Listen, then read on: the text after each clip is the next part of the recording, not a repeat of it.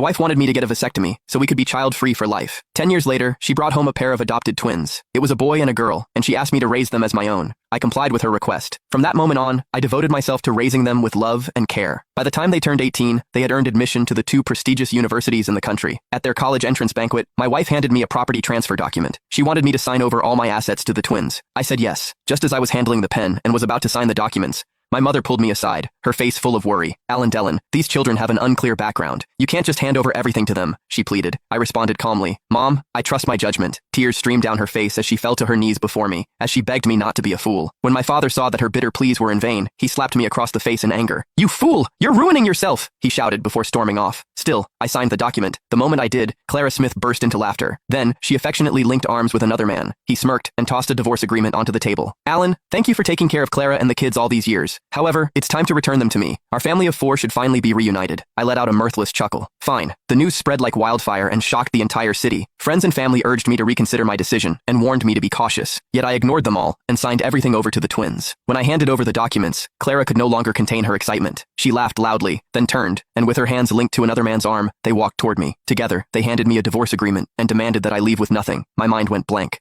I stared at her in disbelief, a sharp pain stabbing through my heart because I had just been betrayed by the person that I trusted the most. Now, as I stared at the divorce papers, my eyes burned with rage. I bellowed at them as my voice shook with fury. Clara, are you telling me you have been with Sean Lamar behind my back all this time? Sean was one of my employees. Sean smiled calmly. Alan, don't be upset.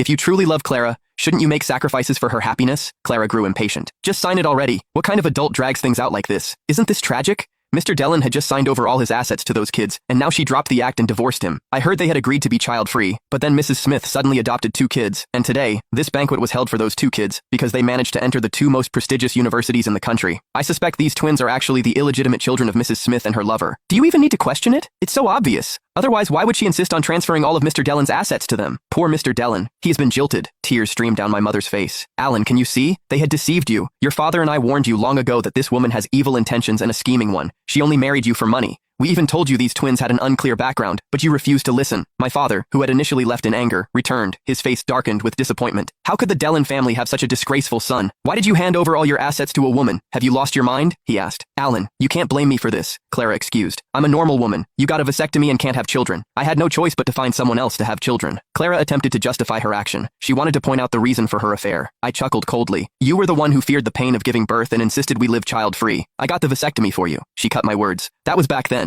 The reality is, you're sterile and I wanted children of my own. So, I had to ask Sean. Sean bobbed his head smugly. That's right. Can a man who is sterile still be called a man? Sounds more like a eunuch to me. Laughter erupted throughout the banquet.